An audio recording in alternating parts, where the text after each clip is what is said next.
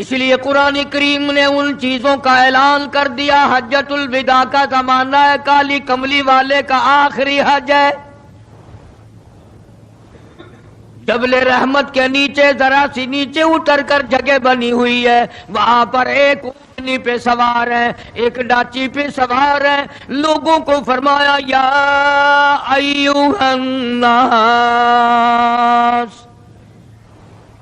او لوگو، او انسانوں، او آدمیوں، اللہ اور اس کے رسول کو ماننے والوں. دوستوں میں آپ کے سامنے پھر سے قاری حنیف صاحب کا بہت بہترین بیان لے کر حاضر ہوا ہوں، اور آج کا عنوان ہے حضور صلی اللہ علیہ وسلم کی وفات کا درد بھرا واقعہ. آئیے اس بیان کو آخر تک سنتے ہیں، انشاءاللہ بہت بڑا فائدہ ہوگا. الصلاۃ الصلاۃ، نماز کی پابندی کرنا، بیماری میں بھی پڑھنا، سفر میں بھی نماز پڑھنا، شادی میں بھی نماز ادا کرنا، غمی میں بھی نماز ادا کرنا، سردی میں نماز ادا کرنا، گرمی میں نماز پڑھنا. آخری حج ہے، حضور کریم صلی اللہ تعالی علیہ وسلم کا تقریباً آخری وقت ہے. فرمایا لوگوں، قرۃ عینی فی الصلاۃ، نماز میری آنکھوں کی ٹھنڈک ہے. جو نماز نہیں پڑھتا میں اس کے لیے قیامت میں شفاعت کرنا میری کوئی ذمہ داری نہیں.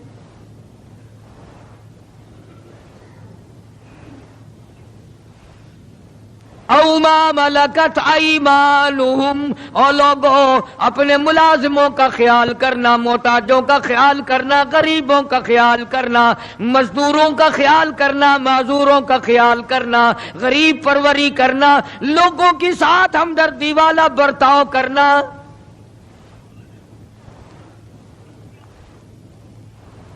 جو کچھ میں تمہیں بتلا رہا ہوں فرمایا یاد کرو، میری بات کو سمجھو. حضور کریم صلی اللہ علیہ وسلم نے فرمایا لاکھوں کا مجمع ہے، فرمایا جو میں تمہیں بات کہہ رہا ہوں تمہارے ذمے ہے. جو اس وقت میدان عرفات میں نہیں پہنچ سکے ان تک پہنچا دینا.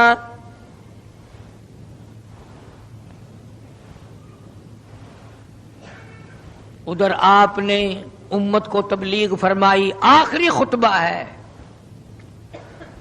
حضور کریم صلی اللہ علیہ وسلم کا، آخری خطبہ، آخری وعد ہے، آخری نصیحتیں ہیں. ادھر قرآن کریم کی آخری آیت نازل ہو گئی، الیوم اکملت لکم دینکم واتممت علیکم نعمتی ورضیت لکم الاسلام دینا. کالی کملی والے، آج ہم نے تمہارا دین کامل کر دیا، اسلام مکمل ہو گیا. حضور کریم صلی اللہ تعالی علیہ وسلم نے ضروری چیزیں آخری خطبے میں ارشاد فرما دی. فرمایا لوگوں اپنی عزت کو بچانا، اپنی عزت کا خیال کرنا. دو چیزوں کی ضمانت آج تم مجھے دے دو، ایک چیز کی ضمانت آج میں تمہیں دے دیتا ہوں. اپنی زبان کی اجازت دو، غلط نہیں استعمال کرو گے، اللہ رسول کے خلاف نہیں چلاؤ گے. اپنی نفسانی خواہشات کی ضمانت دو، اللہ اور اس کے رسول کے حکم کے خلاف نہیں برتو گے، نہیں چلاؤ گے. فرمایا والذی نفسی بیدی محمدا، او لوگوں اس مالک کائنات کی قسم میں جنت الفردوس کی تمہیں ضمانت دیتا ہوں.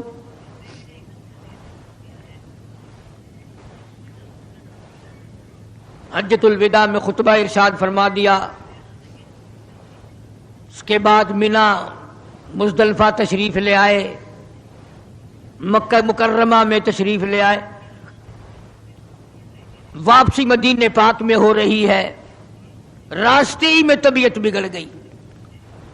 وہاں میدان عرفات میں آخری خطبے میں فرمایا او لوگوں شاید میری تمہاری آخری ملاقات ہو. او لوگوں شاید آج کے بعد تم میری آواز نہ سن سکو، میری زیارت نہ کر سکو، میری بات کو پلے باندھ کے لے جاؤ.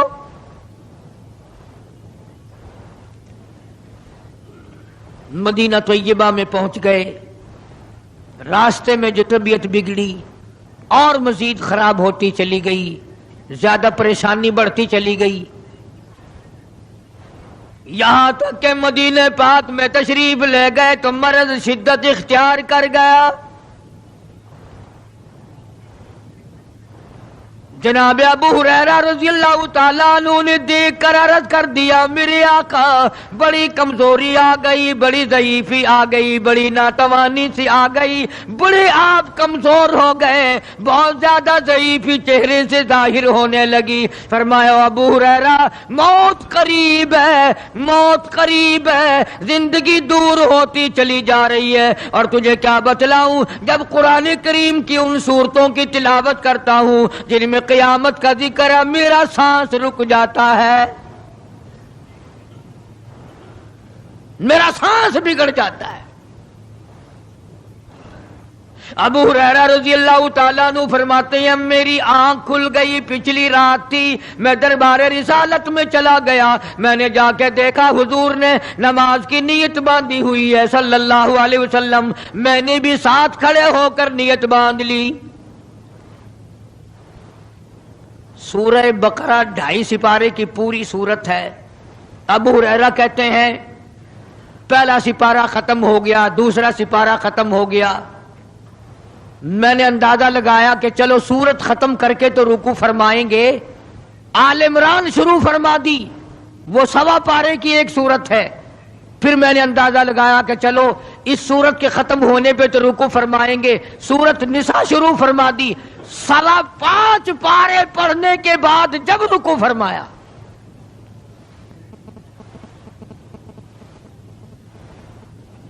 اپنا حال بھی دیکھ، اس کالی کملی والے کا حال بھی دیکھ صلی اللہ علیہ وسلم۔ ابو ہریرہ کہتے ہیں جب قرآن مجید کی تلاوت ہو رہی تھی میں پاس کھڑا ہوا تھا نماز میں، حضور کے سینے سے، آپ کے چھاتی سے مجھے یوں سانس پھولنے کی آواز آئی جیسے ہنڈی پکتی ہوئی کھولتی ہے، سانس پھول گیا۔ قرآن کریم کی تلاوت کرتے کرتے طبیعت متاثر ہو رہی ہے۔ اس قسم کی نماز پڑھتے تھے ہمارے آقا حضرت محمد الرسول اللہ صلی اللہ علیہ وسلم۔ آج امت کی نمازیں اور اپنی نمازیں اور میری نمازیں تمہارے سامنے ہیں۔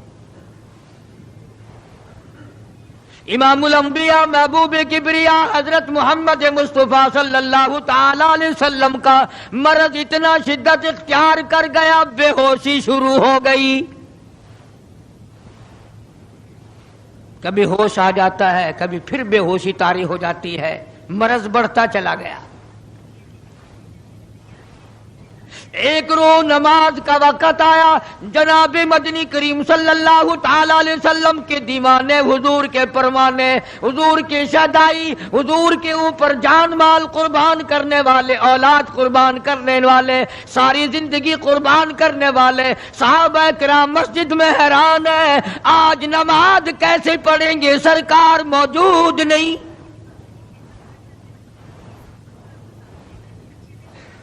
جناب عائشہ صدیقہ رضی اللہ تعالی عنہا نے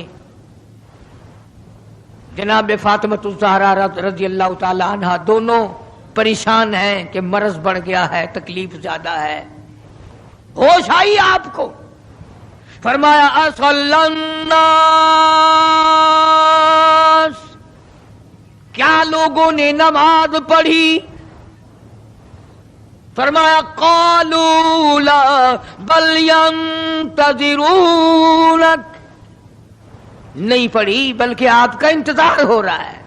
سارے دیوانے، سارے پروانے، سارے شہدائی، سارے جانثار، سارے غمگسار، ساری زندگی قربان کرنے والے دیواروں کے ساتھ لگے ہوئے کھڑے رو رہے ہیں، کالی کملی والے آج اگر تیرا دیدار نہ ہوا تو ہم مر جائیں گے۔